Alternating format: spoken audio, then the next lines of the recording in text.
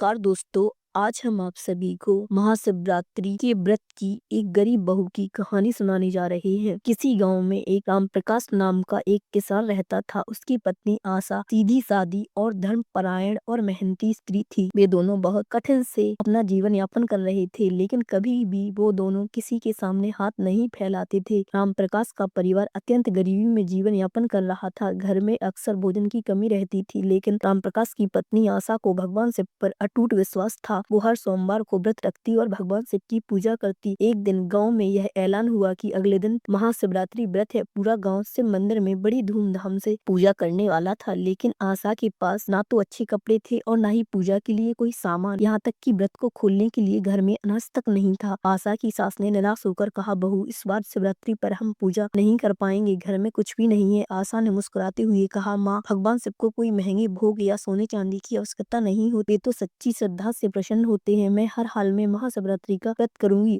शिवरात्रि का दिन आ गया। पूरा गांव मंदिर में पूजा के लिए इकट्ठा हो गया। अमीर लोग फल और दूध चढ़ाने आए, लेकिन आशा के पास शिव जी को चढ़ाने के लिए कुछ भी नहीं था। वह घर के आंगन में बैठकर प्रार्थना करने लगी, हे महादेव, मेरे पास आपको चढ़ाने के लिए कोई धन दौलत नहीं है, आप बस मेरी सच्ची श्रद्धा स्वीकार करें। फिर आशा ने सोचा, अगर मैं कुछ नहीं ला सकती तो पास के जंगल में से बेलपत्र और फूल तोड़ ला ही सकती हूँ। यह सोचकर आशा जंगल की ओर चल पड़ी। वहां पहुंचकर उसने बेलपत्र और जंगली फूल इकट्ठा किए और जब वो वापस जाने लगी तो उसी रास्ते में अचानक एक वृद्ध साधु मिले और उन्होंने पूछा, बेटी, तुम कहाँ जा रही हो? आशा ने विनम्र स्वभाव से कहा, बाबा, मैं गरीब हूँ, लेकिन भगवान शिव की पूजा करना चाहती हूँ, इसलिए जंगल से बेलपत्र और फूल तोड़कर ले जा रही हूँ। वृद्ध साधु मन ही मन मुस्कुराए और बोले, बेटी, तुम ये फल ले जाओ और शिव मंदिर में चढ़ा देना, तुम्हारी सारी मनोकामनाएं पूर्ण होंगी। आशा उस फल को लेकर घर की ओर चलती है और घर जाकर देखती है कि उसका पति और सास दोनों उदास बैठे हैं। आशा को देखते ही वो लोग बोले, हम मंदिर में क्या चढ़ाएं, हमारे पास तो कुछ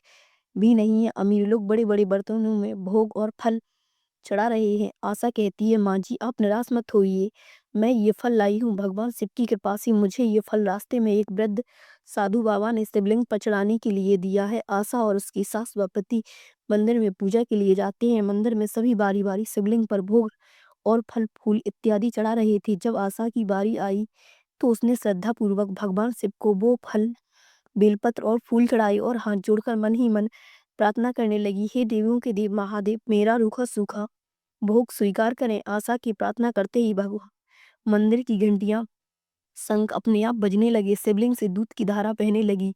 यह चमत्कार देख मंदिर में उपस्थित सभी भक्तगण और पुजारी हैरान रह गए। मंदिर के पुजारी बोले, ये कोई साधारण फल नहीं है, भगवान शिव का आशीर्वाद है। लोगों ने देखा कि मंदिर में अचानक से ढेर सारा अनाज और सोना प्रकट हो गया। गांव के मुखिया ने आशा से पूछा, बेटी, तुम्हें ये फल कहाँ से मिला? आशा ने पूरी कहानी सुनाई कि कैसे उस साधु बाबा ने जंगल में उसे फल दिया था।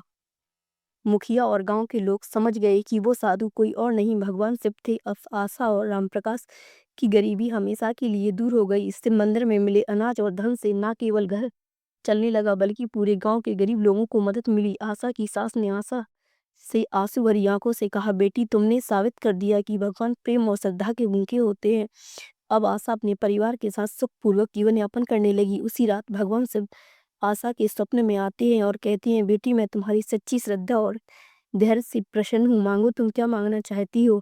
आशा बोली, महादेव, आप बस मुझ पर इतनी कृपा बनाए रखना कि मैं गरीबों की मदद कर सकूं। भगवान बोले, बेटी, तुम्हारी इच्छा जरूर पूर्ण होगी, तुम्हारे घर में धन दान की कभी कमी नहीं होगी और पीढ़ी दर पीढ़ी को सुख मिलता रहेगा। अब आशा खुशी खुशी रहने लगी। उसके जीवन के सभी कष्ट भगवान की कृपा से दूर हो गए थे। पूरा गांव आशा और उसके परिवार को शिव भक्त परिवार कहने लगा। आशा और ओम प्रकाश ने मंदिर में मिली धन संपत्ति से एक अन्न भंडार खुलवाया, जिससे सभी गरीबों को मदद मिल सके। उन्होंने अन्न भंडारण में सभी गरीबों की भूख को मिटाने के लिए निःशुल्क भोजन वितरण करवाना शुरू कर दिया। अब आशा के परिवार के साथ पूरा गांव खुशहाल रहने लगा। अब गांव में भगवान शिव की कृपा से गरीबी दूर हो गई। तो दोस्तों, किसी ने सच ही कहा है कि भगवान शिव बहुत भोले हैं, वो तो सिर्फ सच्ची श्रद्धा के भूखे हैं, उन्हें किसी अमीर गरीब से फर्क नहीं पड़ता।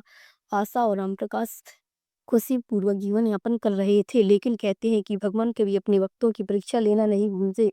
आशा की बढ़ती प्रतिष्ठा से गांव के कुछ लोग ईर्ष्यालु लोग जलने लगे। वे सोचने लगे कि ये कैसे संभव हो सकता है, एक गरीब बहू की संपत्ति मान सम्मान कैसे पा सकती है। गांव के जमींदार ने यह अफवाह फैलाई कि आशा ने कोई जादू टोना किया है जिससे उसे इतना धन प्राप्त हुआ है।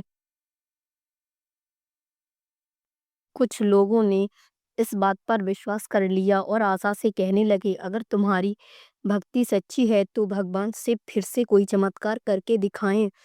आशा को ये सब सुनकर दुख हुआ, लेकिन उसने अपने धैर्य को बनाए रखा।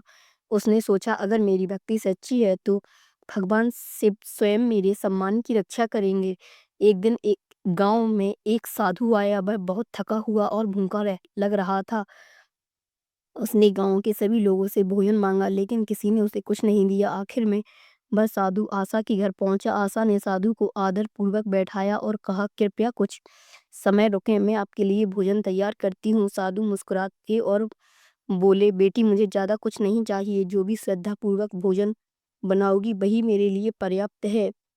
आशा ने झटपट रोटियां बनाई और साधु को परोस दी। साधु ने भोजन ग्रहण किया और आशीर्वाद दिया, बेटी मैं जब तुम्हारी भक्ति से बहुत प्रसन्न हूँ। मैं तुम्हें एक और वरदान देता हूँ, आज से तुम्हारा घर हमेशा संपन्न रहेगा। यह संपत्ति केवल गरीबों और जरूरतमंद लोगों के लिए ही काम करेगी। लालची और अधर्मी लोगों को इससे कुछ नहीं मिलेगा। आशा ने सर को झुका लिया और साधु को प्रणाम किया। जैसे ही साधु ने आशीर्वाद दिया, वह तेज रोशनी में बदल गए और भगवान शिव के रूप में प्रकट हो गए। पूरे गांव के लोगों ने ये नज़ारा देख आश्चर्यचकित रह गए। जमींदार और बाकी ईर्ष्यालु लोग आशा से माफी मांगने लगे। भगवान शिव ने कहा, धन और संपत्ति केवल साधन है, लेकिन सच्ची समृद्धि तब आती है जब कोई निस्वार्थ भाव से सेवा करता है। आशा ने सच्चे मन से मेरी भक्ति की है, इसलिए मेरी कृपा सदैव उस पर और उसके परिवार पर बनी रहेगी।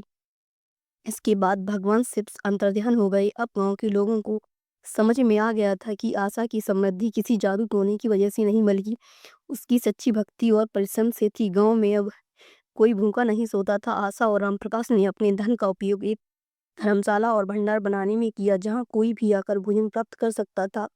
गांव में शिक्षा और आदर को बढ़ावा दिया जाने लगा। धीरे धीरे पूरा गांव एक आदर्श गांव में बदल गया। तो दोस्तों, ये थी महाशिवरात्रि से जुड़ी कथा।